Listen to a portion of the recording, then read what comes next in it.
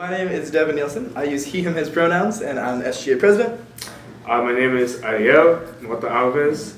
I'm the SGA vice president. I use he, him pronouns. Good. Thank you guys for being here. Don't Look forward to sitting down and chatting about second semester, all the progress so far. Yeah. First question for the two executives. Overall, what were some successes this semester, previous semester, the fall semester? Okay. For SGA and you two as executives, and then in contrast to that, what were some challenges you two faced over the course of this semester? That's a good question. I'll start it off a little bit, hit some of the successes. I'll start it off a little vague, and Ariel will get a little bit more specific. But in general, I'm really proud of the work of our committees and of our branches on SGA. They put on some really good events, funded some really great organizations, organized some really great volunteer work. So quick shout out to the branches of SGA, the coordinators, the members. Just really appreciative for all the work they did this past semester. And on a different topic, I think we'll talk a little bit more about this later in the interview. We made some pretty good progress on the initiatives that we've been talking a lot about. So we're excited to tell you all a bit more about that.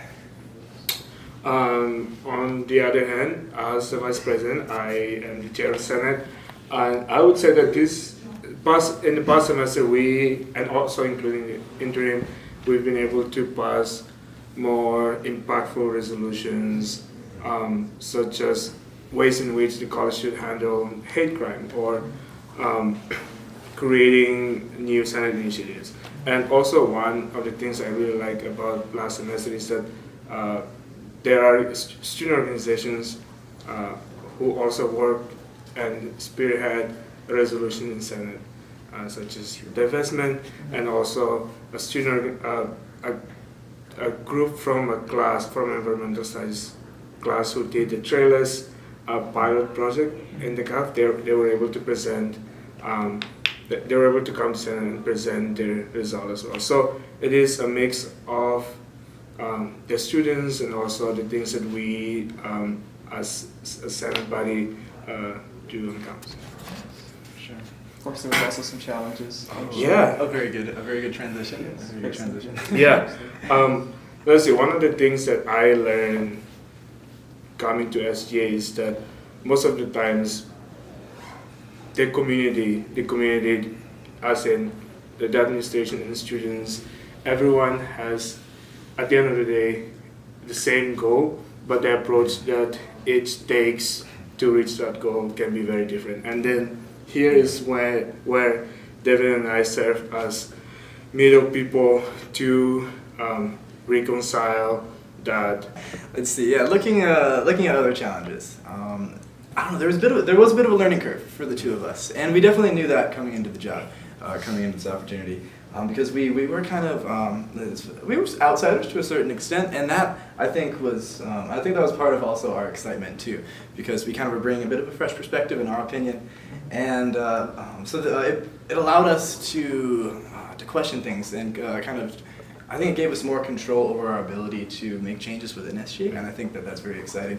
But there definitely was some knowledge that we had to learn up front, and there were some transitions with the SINL staff that works within the Office of Student Activities, and so there were some transitions with that. There were some transitions with the actual office in which we were in, or we've talked in the past about that. So it was just a lot of, the beginning of the year felt like there was, every day was like a learning opportunity, which was at times like a bit overwhelming, but also like, I feel like I've grown so much as a person as a result of it, and I feel like it's challenged me in really positive ways, and I don't want to speak for Ariel, but I think he's shared some similar values. Yeah.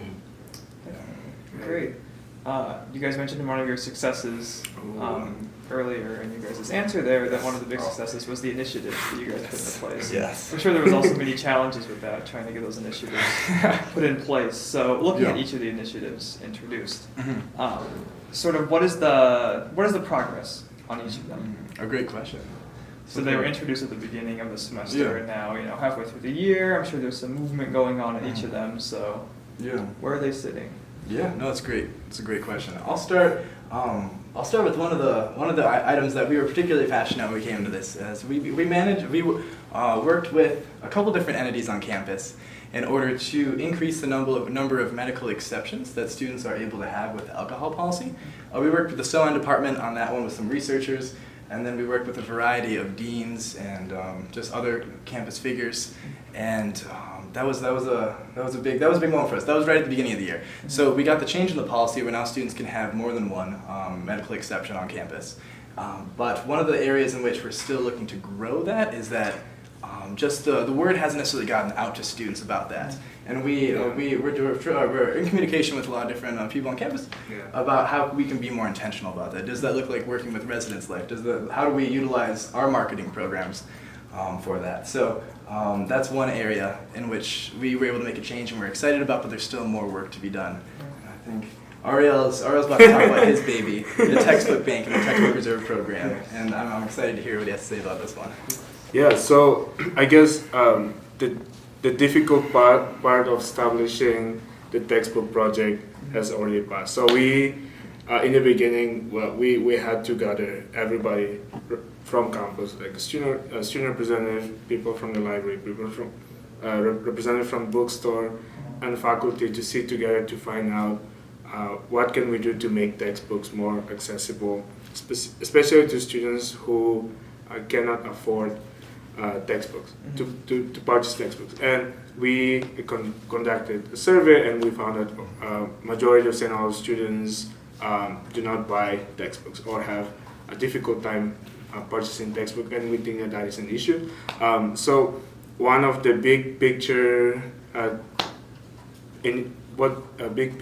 initiative that Devon and I had in the beginning is redistributing the SGA funds and allocate more SGA money towards initiatives that directly impact students, and that is the textbook project.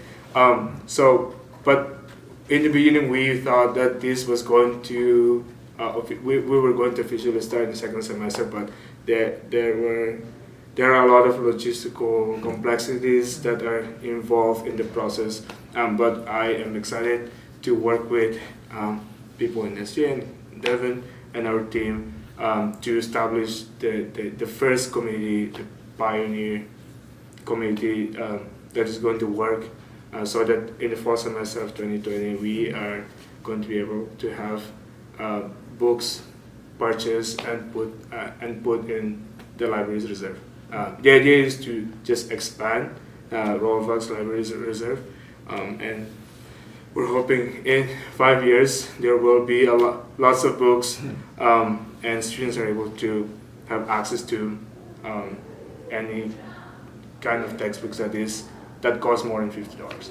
So really excited that's for that. more of a long-term Yeah, project. yes. So getting it started with your guys' administration and then having it carry over in future years. Fantastic. If I could say just one or two more things about the textbook absolutely. reserve program as well, the project. The reserve program is one of the main areas of investment, but we're also looking to work with faculty. We have a couple faculty liaisons that we're working with in order to kind of further the conversation that a textbook could be used for more than one semester. So say we buy a textbook for the reserve program, like can we make that textbook useful for 2 years? Can we work with faculty to kind of set a contract of sorts, or maybe not as a contract, but just some type of agreement that these textbooks, a lot of them are ridiculously expensive. So how can we all kind of meet in the middle to make sure that they're accessible to students? So that's another area of the textbook project. Fantastic. Other initiatives, condom availability. Yes, thank you for bringing that up. Acknowledgement, two of the other big ones you guys were working on. Both, exactly, and I'm very excited to talk about both of them. And this is Devon's baby. You said that now. Switching it up. The baby. Exactly. No condom. Baby. No, I really hoped he would not.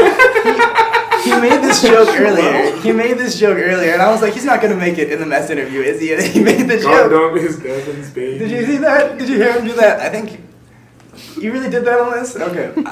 Part of me wants you to keep that in. Part of me wants you to take it out. I don't know. I'll leave that to your discretion. Don't take it out. That's amazing. But yes, no, I'm actually, on a serious note, very excited to talk about both of these initiatives.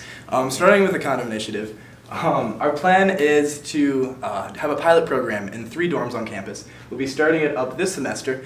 Students can look forward to some emails, some updates from us. We'll be keeping you all posted. We have been able to form some successful relationships with the Minnesota Department of Health and the Rice County Department of Health as well. And they have been great allies in this conversation, great partners.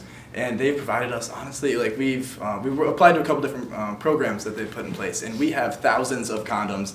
Rice County bought the dispensers for us. They were very generous in that sense, and we're just we're working with Residence Life. We're making sure that we're contacting and working with all the relevant campus entities to make sure that this can be a project that is not only thrives this semester, but also is sustainable in the future too. So stay tuned on that. There should be updates coming within the semester for sure. So you'll see that happen Very soon. very soon. And then to touch on the land acknowledgement, I don't know if that's where you're about to go. Absolutely. Unreal, Land beautiful. acknowledgement. Incredible land acknowledgement. Yes. We have honestly been so inspired by the St. Olaf as a college.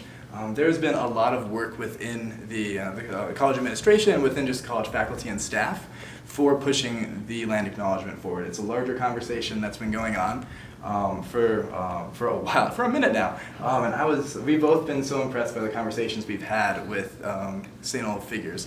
And let's see, so we're looking to institute the land acknowledgement at Senate.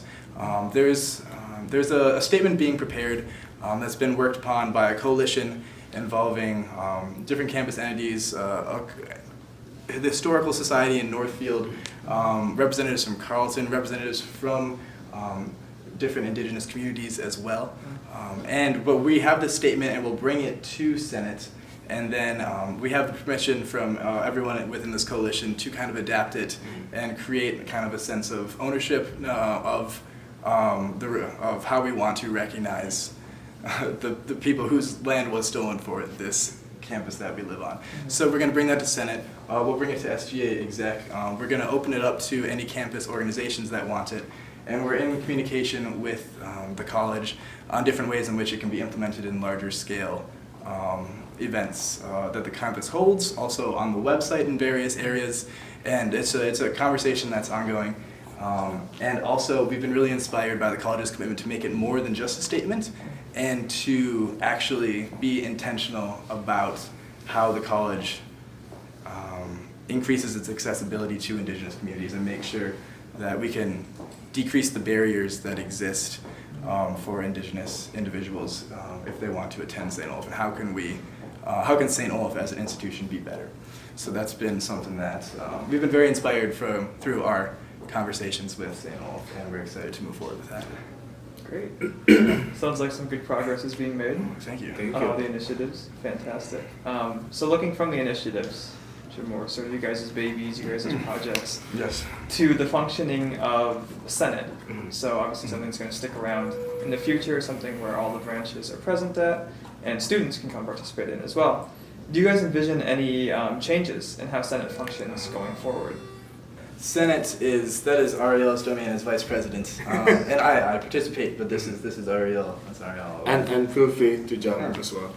But my goal for Senate in this semester is to make Senate more proactive in within the SGA. So SGA is divided into two bodies, at least at St. Olaf College.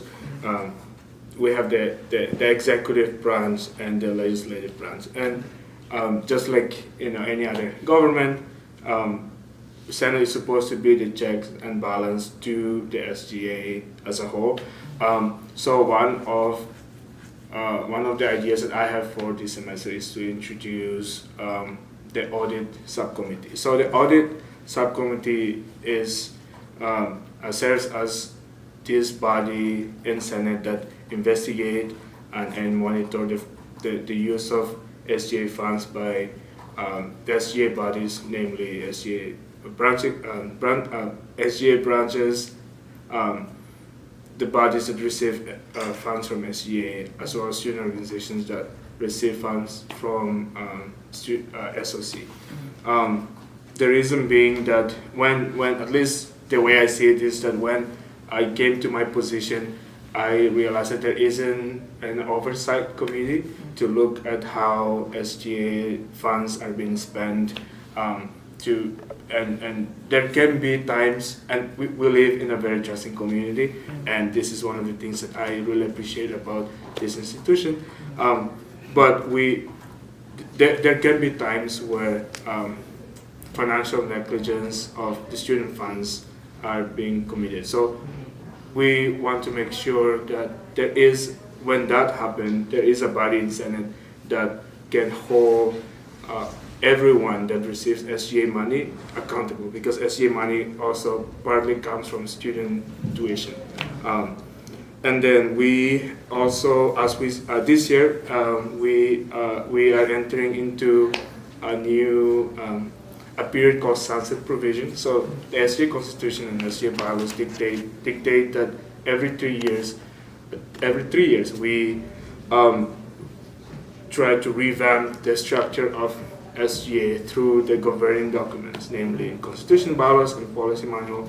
And as we're speaking, there is a proposal line up about removing change the structure of Senate, namely removing Hall senators and replace it with class year senators.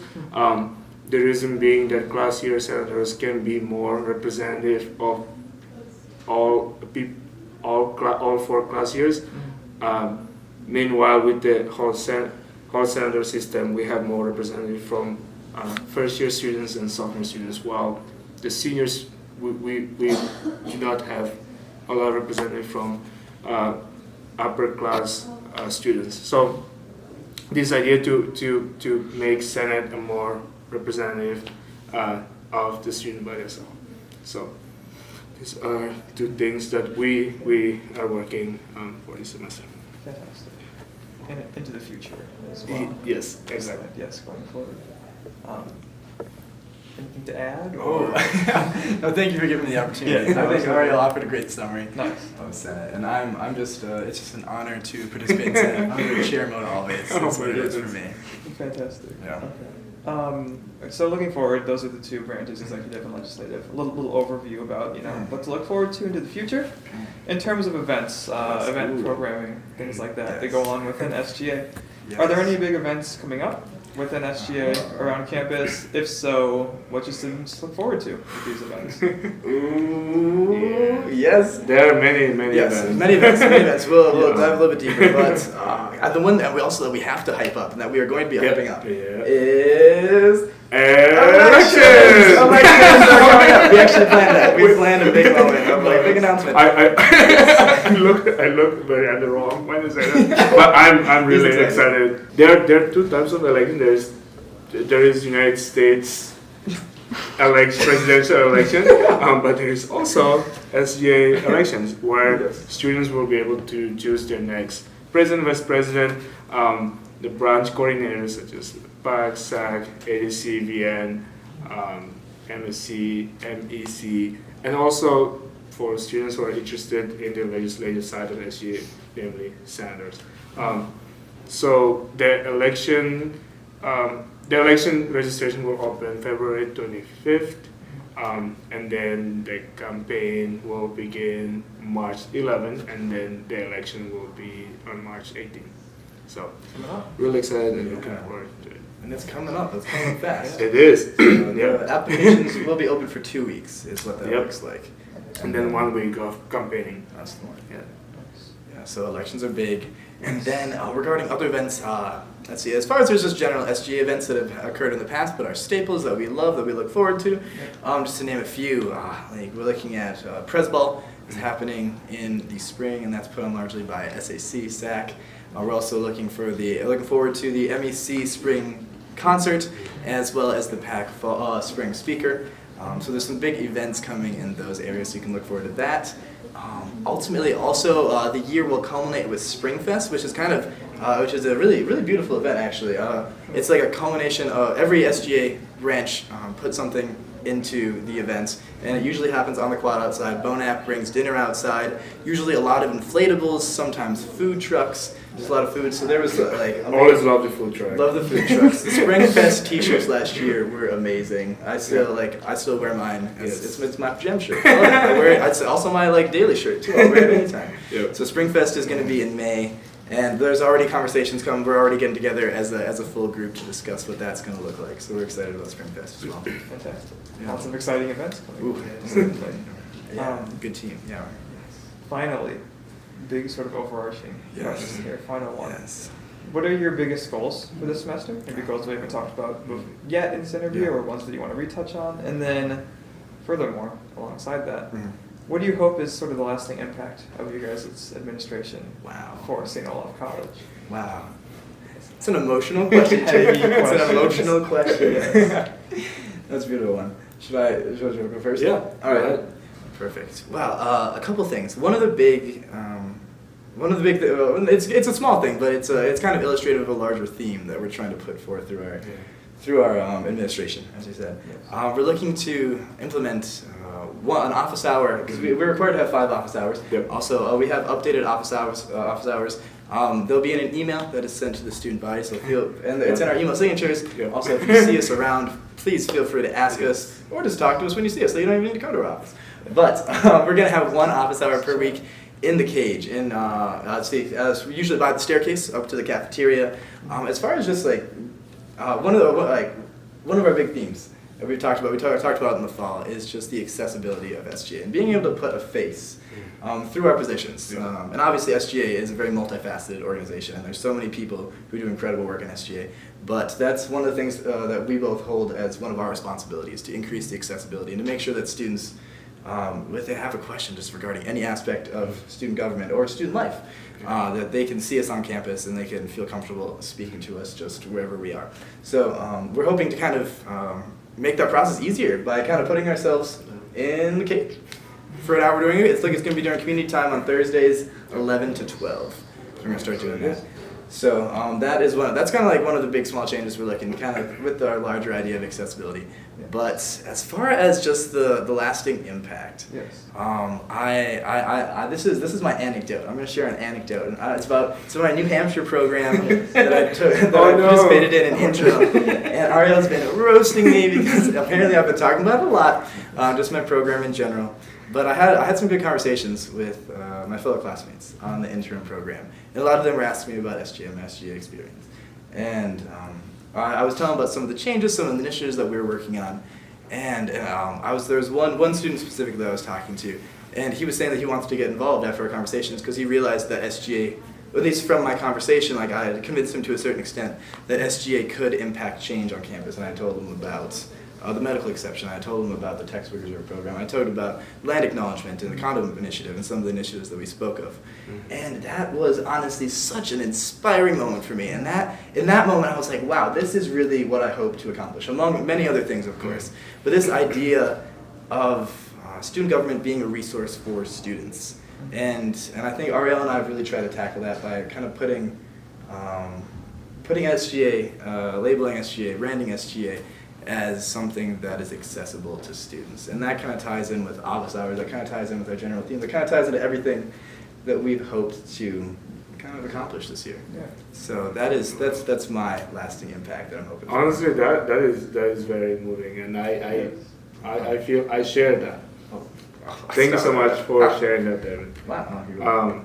And I don't know, my general hope is that the legacies that we have established once we graduate from St. Olaf, they are able to remain, and the initiatives are going to be sustainable and are going to continue to have an impact and helping students. Honestly, this is what we are here for. Yes. Yeah.